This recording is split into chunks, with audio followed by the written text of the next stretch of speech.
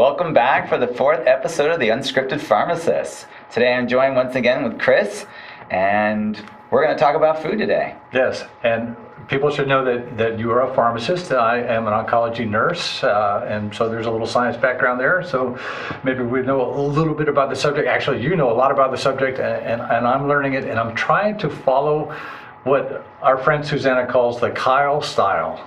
Had you heard that before? I haven't. I've heard all kinds of names, but that's a good one. I like that. The Kyle style, for people that are watching, is a way to be educated on nutrition to change your lifestyle, and it can really, really change your lifestyle. And I really just started to learn this from you, and started to just jump into the program as best I can. Okay, but there are struggles a little bit. Okay, cool. But all right, since we started the first episode, and I really started to follow what you're preaching, I've lost 6 pounds. I've gone from 175 I to noticed 160. you do look better. Hey, thank you. You look really good. And that's just the side effect of doing the right thing, isn't it? It is. Oh, okay, now, but there are struggles, okay? And a salesman will tell you that he has to overcome objections, and not that you're a salesman, okay, but you're trying to educate. Here are some of my problems and not objections, but these are issues, okay? I have a sugar addiction. I know I have a sugar addiction because I'm 62 years old and I've been eating sugar since I was this tall, okay? And it's accumulated with a habit for all these years, and I have a sweet tooth, and it's very difficult for me, even cognitively knowing that I shouldn't eat this stuff that I know is poison, but when it's presented to me, I want to eat a little bit of it. Okay, is that okay? Can I eat a little bit of sugar, or do you think I need to just wipe it all out completely? Yeah, I think there's 2 approaches to this. Okay. I think one is education. And I think knowing what exactly does the sugar that I eat, what does it do to me, and how do I feel? Okay. Okay? All right, I'm learning what it does to me. Okay. Yeah, so you're learning that part. Yes. The second part is, why am I grabbing it? What is it about? Because trust me, I was a total sweet tooth. Oh man, if I walked by the sugar jar when I was a kid, it was like, here we go. Like bowl of cereal with a ton of sugar on it. Like, I got you. I know what that's like. I only wanted the cereal with the sugar. Right. Yes. Oh yeah. Oh yeah. And nowadays it's so cheap. Oh, trust me. Yeah. Lucky Charms was like my favorite cereal, and that was like in my stocking. It was such a big deal. Like you could have given me Lucky Charms for Christmas and I'd be happy. Right. Okay. That's all I wanted. But the second and probably the most important part is, what are you feeling? Why are you reaching for that? And that is about what we talked about the other day, about being mindful. Practicing mindfulness is more of a state of being in tune with your feelings. And why are you reaching for comfort? Why are you stressed? Mm-hmm. Right? Are you sad? Am I bored? Is this just autopilot? When I sit in front of the TV, this is what I do? Yes, because that's a habit. When I sit in front of the TV, I want to have my popcorn. Right. And my glass of wine. Right. Okay? But the question is, how do you break that cycle? Do I need this? Okay. There was a famous book once. It's called Feel the Fear and Do It Anyway. And I can use that, that lesson, to feel the fear and do it anyway. I can feel it's not hunger, because I'm not actually hungry. I can feel this craving for carbs and sugars, okay, and not do it. Yeah. Anyway.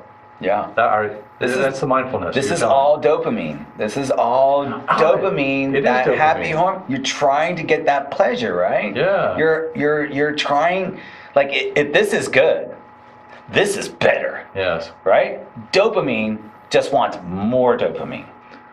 So once you recognize, like, hey, I'm just trying to get high here. I'm just trying to get as much energy as humanly possible here. And I love this energy that I feel when I'm on this sugar. But you also know there's a slippery slope on the backside, which is the crash and burn. Yeah. And that crash and burn, I can see it on the graph. Now it's proof. Yeah. Does my consumption of carbohydrates late into the evening affect my fat production or my sleep patterns, or Right. what does it do to me overnight?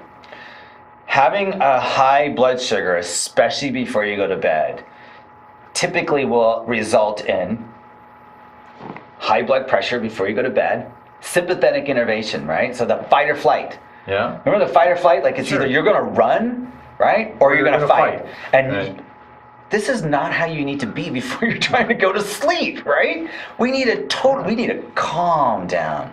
We need to be very mellow. We should probably not eat 3 to 4 hours prior to bedtime. That sounds like a lot of time. It sounds like a lot of time. The body needs rest from digestion. The body needs to switch its mode away from the fight or flight and over into a calming, more mellow, ready for bed, right? Unfortunately, this is when most people get really hungry, right? It's sleep, sex, or eat. Okay, so pick which one you want. So unfortunately, with the sympathetic innervation, people's body temperature goes up. Blood pressure goes up. They're not ready for bed. And their blood sugar will stay elevated. Typically, they have a horrible night's rest, and their blood sugar in the morning is elevated already from the night before. So your body's kind of trying to fight all this high blood sugar by producing more insulin. You're producing more and more insulin, which kicks you out of fat burning mode. So all night when you should be really just mellow and burning fat, you're storing it. You don't want to be storing fat all night long, storing energy all night long. You should be burning it. So it is true that if you eat before bed, it's just going to become fat. Unfortunately, yeah. You're in save mode, right? Carbohydrates spike insulin. Insulin causes you to save energy and stop you from burning it. So fat burning's over when you start eating carbohydrates and insulin levels rise.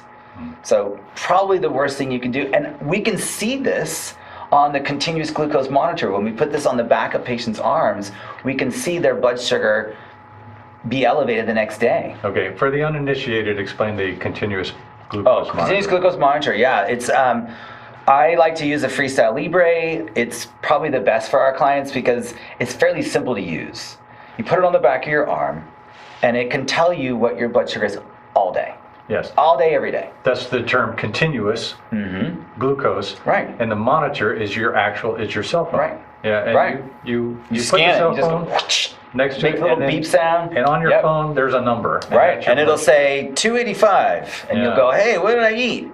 Oh, I had that pizza or whatever the heck I had, right? Yeah. So then, in theory, you could, with a Freestyle Libre continuous glucose monitor or whatever type, Right. in the evenings, okay, look at your blood sugar and its trends, and then see when is the best time to sleep. Yeah. Well, Have you tried that? Well, no, I'll just tell you right now, like going to bed fasted, when you haven't eaten for 3 or 4 hours, there's no fluctuation at all. Yeah. And you will get the best night's rest you'll ever have. Okay. Now, as a nurse, I get a lot of patients that have difficulty sleeping. Okay, so they have comorbidities and they have their diagnosis and such, and I always struggled with helping people to sleep at night. I would usually say something, well, are you napping during the day? And they'll say no, and then I go, well, I don't know. Napping's horrible. Yeah. Yeah, but all right, so you've given me another tool for my toolbox. Yeah, I will tell you this personal story about a patient that I met in the hospital. He had night terrors. I don't know if we talked about it on our first episode, but he had night terrors, and he could not go to sleep without the TV on, like Leave It to Beaver or something that he used to have when he was a kid, based on his unfortunate childhood background. So it wasn't until him and I were able to discuss what he was eating and say, hey, let's change your eating habits. This may have a huge benefit on your sleep. Night terrors, come on, that's pretty hard. And he still calls me today once in a while. It's really cool. And he's like, because of you, I can sleep 7 hours a day. And I'm like, it makes me feel so good. Like I will now preach this to the world because it works for you. It works for me. It will work for your patients. When their blood sugar isn't bouncing all over the place and it's very, very minor changes in blood glucose levels because you're not eating a lot of carbohydrates, you're not causing a lot of inflammation, you're not going to bed with high blood pressure and stimulated, you're going to bed mellow, ready to sleep, and let nature do what it's intended to do. Most likely, we probably ate once or twice a day, and it would have been in the middle of the day. It wouldn't have been first thing in the morning, right? And I'll tell you why it wouldn't be first thing in the morning. Your blood glucose is already elevated naturally. And as we can see this with the CGM, we can see that normally when you get up in the morning, if you wake up right here, your blood sugar skyrockets. Just automatically, because you start releasing hormones that raise blood sugar so you can get up and go. Yes. You got to get up and get out of the cave and get going, because the day, you got an anxiety because you got to get things done. Yes. And you need glucose. And that's an evolutionary advantage to do that. be Yes. able to do that, to have that glucose available. Everybody does it. I do it. It's part of what we consider circadian rhythm, and these are hormones that raise our blood sugar naturally. So can you imagine that your blood sugar is already elevated, and you're going to put sugar in your coffee? You're going to have pancakes with maple syrup. You're going to have a bowl of cereal, maybe multiple bowls. It couldn't be a worse time to raise your blood sugar again and higher. You're starting off the day with ridiculously high blood glucose readings. The best thing to do in the morning is imagine this: don't eat. If you're not hungry, why would you eat? That's our habit. It's a habit. It's mindlessness, right? It's not being mindful. I'm not hungry. You don't force your dog to eat several meals a day. You don't wake him up in the middle of the night and say, hey, you got to eat. No. If you're not hungry, we're not supposed to eat. You eat when you're hungry. And that's how this ketogenic diet, the very low carbohydrate diet, works. You eat only when you're hungry. And hunger doesn't come as frequent as you think it is. Give your body a rest from food. We can't eat a bunch of small meals all day long because you're in storage mode all day long. Get the body a rest. Let it burn what it needs to burn. Trust me, you'll have plenty of energy just burning the fat that we're carrying around everywhere.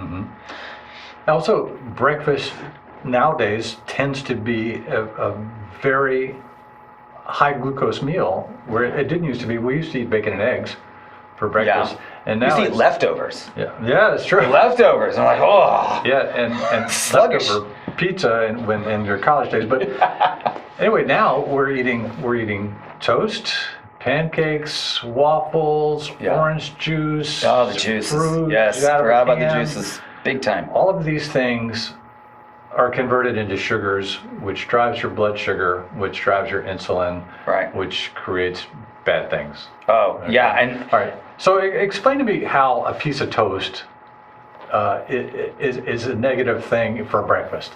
Okay. So a piece of toast, or you could say anything with toast, right? Bread is. I will just tell you this: bread is just this really convenient little way of packaging things. If you think of a lot of carbohydrates, they're great for sides, right? They're just there to fill you up. But for breads, it's this convenient way to get it in your mouth without getting it all over you, right? So you have a sandwich. This idea of a sandwich. The refinement of this flour, okay, this energy. Is what causes it to very quickly be absorbed into the bloodstream. So when somebody eats a sandwich or a slice of bread, their blood sugars skyrocket. The pieces of glucose or the pieces of carbohydrates are so finely chopped into tiny little pieces that it can readily be absorbed, and all of it be absorbed very, very quick in the stomach. Okay, if you're wearing the continuous glucose monitor and you eat a piece of toast, how far up will your blood sugar go? It depends on the person. Okay. It depends on, but it's important that we realize that when you're looking at when someone's blood sugar goes from 100 to 200, you're looking only at 5 grams of carbohydrates, glucose. Okay. And a piece of bread has 15. So where's the other 10? How much is a teaspoon of sugar? Teaspoon of sugar would be 4 grams of carbohydrates. 4 grams and a teaspoon of sugar. A piece of toast, 15 grams. That's pretty much. That's 4 times. Almost 4 times. 4 teaspoons of sugar. Yeah. Because it's converted by the body. Converted by the body, it's got to go somewhere. And that's 1 slice. 1, yes. What about 2 slices? That's a sandwich. Right. Right. And I would tell you, the goal is to reduce carbohydrates to as small and as minimal as humanly possible. And I would tell you it's probably about 25 grams to 40 grams per day or less. Wait, 25 grams of carbohydrates in a day. I can do that in breakfast, no problem. Right. So if you want to look at percent of calories, okay? Yeah. How many calories would be in those say 25 grams of carbohydrates? That's 100 calories. And on someone who's taking in, say, 3,000 calories, it's a really small fraction. It's nowhere near what the food pyramid tells us of half. It's not 1,500 calories. It's 100. It's a small amount. So carbohydrates should be more like 5 to 10% of our total calories, if you want to count calories per day as a unit of measure, right? It's really minimal. I got it. Yeah. You're convincing. Right. Well, but what do we eat? What do we eat? I would tell you, be a carbohydrate detective. Look at your labels. Look at understanding what's in that food, but most importantly, hone in on the carbohydrates. Hone in on the added sugars. What is in there? And then if there's a long list of all these chemicals, man, that's not real food. Yes, and sugars have a lot of different names. All right, so I got a can of whatever that I picked up at the grocery store. It has a label on it that describes, the nutritional content on it. What am I looking for? I'm looking at grams of carbs. You could go into all of it and saturated fat and all this. Boy, you're going to get really distracted and it's going to be really difficult. And that's exactly what they want you to think. They want you to be distracted by the calories. They want you to be distracted by the fat. Did you meet your recommended daily allowance of saturated fat for today? Right? Yeah. Why is that so important? I will tell you that saturated fat is not the villain here. There's nothing wrong with saturated fat. Matter of fact, of all the types of fats, it's actually the most stable. It doesn't oxidize well. It doesn't change its shape. Like your poly and your monounsaturates, they can change shape. And that's seed oils. And that would be a really cool thing to talk about. Yeah. But we talk about red meat as being this massive amount of saturated fat. Like a slice of red meat, like a steak, is only like 2% by weight saturated fat. But cheese is 22. We would not guess that because when you look at a nice piece of meat, you want it to be marbled. Okay. Yeah. Right. But your average piece of meat is 2%. 2% by weight saturated fat. Most of it's water and protein. Okay. That's not bad. I know it's not bad, but we demonized it. We do. It's sad. Yeah. We should be grateful. We should be grateful for our animal. Okay. If we take a different perspective, and we say, eggs, meat, dairy, those to me are the most important food groups. And if we could show that graph of how does nature present the different foods? Okay? So if you look at our graph here, we've got our table, we've got on the far left in the blue box, we have carbohydrates. And this is just carbohydrates. And that's sucrose, it's sugar. And that's all it is just straight carbohydrates. Just pure, it's just energy. I know we say, oh, I really need the energy. No, you don't need the energy. You're walking around with 6 months of it, right? We don't need carbohydrates for energy at all. Matter of fact, the amount of carbohydrates necessary to sustain our life, whether it's fiber, because that's soluble and insoluble fiber, if soluble or insoluble carbohydrates, the amount that we need is 0 to sustain our lives. And we've got plenty of examples in the world currently, as well as in our past, based on archaeological data, that they didn't eat a lot of fiber. Now, you've told me this statistic before. Yes. Okay, and so you don't see my face go, I can't believe you anymore, because I believe you now. But for people just listening, you need no carbohydrates. Nope. It's not essential for life. Nope. Absolutely None. 0. None. You will make all the glucose. Don't worry, your blood sugar will not get too low, okay? Matter of fact, you want it low. You want it hovering around 60, 70 all the time. It's beautiful. Yeah. It's a sweet thing when your blood sugar does not fluctuate much at all. Matter of fact, if you put a CGM or put a CGM on you, you'll find in the middle of the night that you get quite low. You might get into the 40s and 50s. We want low. Low is the name of the game, because low glucose would indicate that my insulin level's low as well. And if my insulin level's low, I'm burning fat. And I have evidence that I'm burning fat, and that's the ketones that we can measure. We can measure like breath or using blood measurements. We can see this physical evidence that you're burning fat. And the way you want to burn fat is to actually eat more fat. Okay. So keto means burning fat. Yes. Right. The ketones that we measure is physical evidence of that fat burning. All right. One thing that we were scared of, speaking of fears, is ketoacidosis. Okay. Because Yeah. all right, so when we hear about the Atkins diet, we were thinking of ketoacidosis, and it sounds like it's the same thing, but I've learned that it's not. That we're really in no danger of going into ketoacidosis. Yeah. Okay, which can be life-threatening.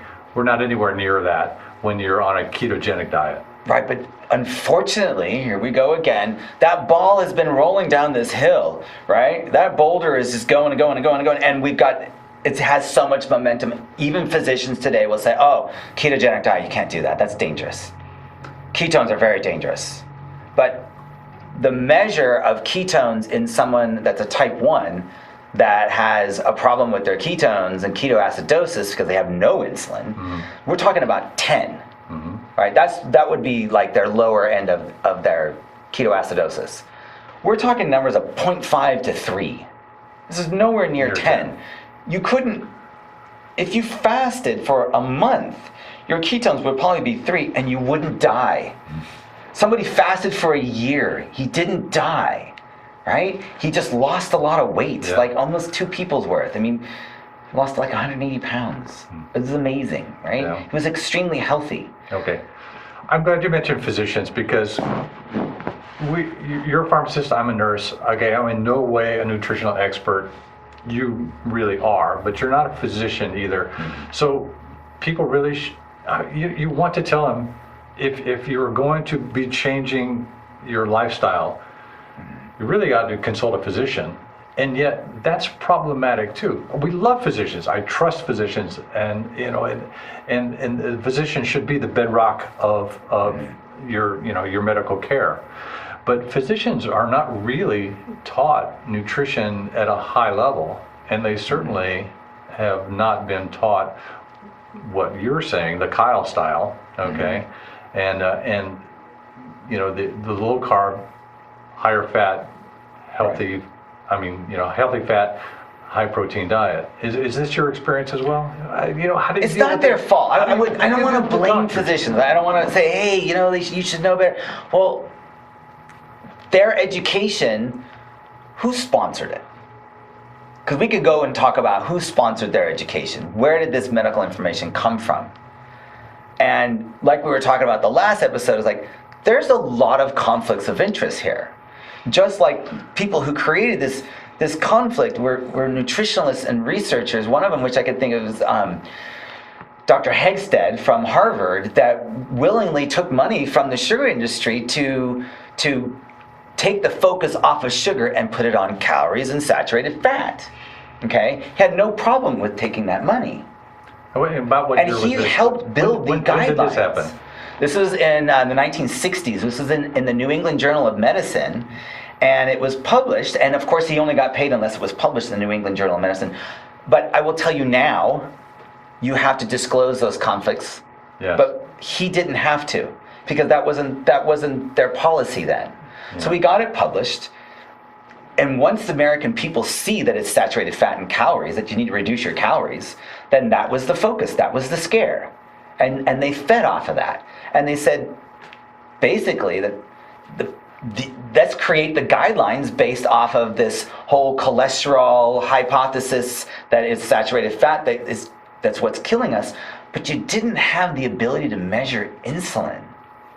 That's the part that bothers me the most, is that you didn't have all the data. And we can't just say, here, the book is closed on nutrition, especially in the 50s and 60s. You have nothing, right? The data that we have now is amazing. We have so much more understanding of hormones. And hormones would be a fun thing to talk about, but that's kind of where that came from. Doctors, they've been fed the same material. It's not their fault. This is what they've been fed. And they're going to regurgitate. They know how to treat symptoms. They are not paid to ask why. I want to know why. And it's my own personal curiosity that has led me down this road. What causes hypertension? What causes cardiovascular disease, cancer, Alzheimer's, Parkinson's? Like, what is the root cause? Because it must be food. It must be. And the reason I say that is before we didn't have these problems. These are problems of Western civilization. Hundreds of years ago when our diet was very different. And don't say it's because we moved a bunch, okay? Exercise, like, no. That wasn't the deal, okay? It wasn't that these people were super active. It was their diet. It did not have the sugar that we have today. 75 pounds of sugar is what you're gonna recommend for the food pyramid? That's not going to work. That's the recommended amount. That's the recommended amount. And then when you look at other countries that we based our food pyramid off of, you go, what about Japan? What about France? And you're going to say, well, the Japanese eat tons of rice and carbohydrates. The Japanese eat less than 45 pounds of sugar per year. The French cuisine, which we love, the French cuisine. We do. Right? Yes. It's tasty. It doesn't need sugar. Yes. Right? It tastes good, so you don't need to doctor it up and spike it with sugar. So that's kind of been my focus. How can I make food more enjoyable for myself and for others? And when I present to them, hey, don't you love a big steak with butter on it? Forget about what you've been told, because what you've been told is very tainted by the food industry. And medical research is very likely, and this is another paper that was written not that long ago, is that the medical research, half of it could be just wrong, just false, if you just follow the conflicts of interest.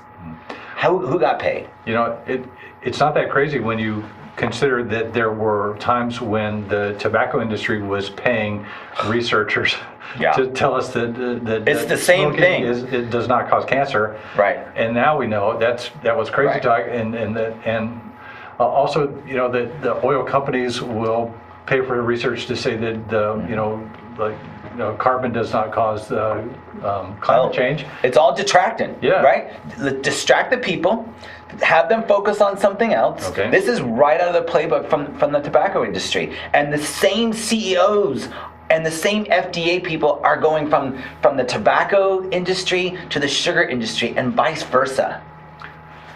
Yeah, it might be great on your resume if you're a tobacco industry executive. That they staunched change in the tobacco habits for how many decades? Okay, they were very successful at it until one day we finally wised up. But that was a public health concern that we did awesome on. We did. We conquered it.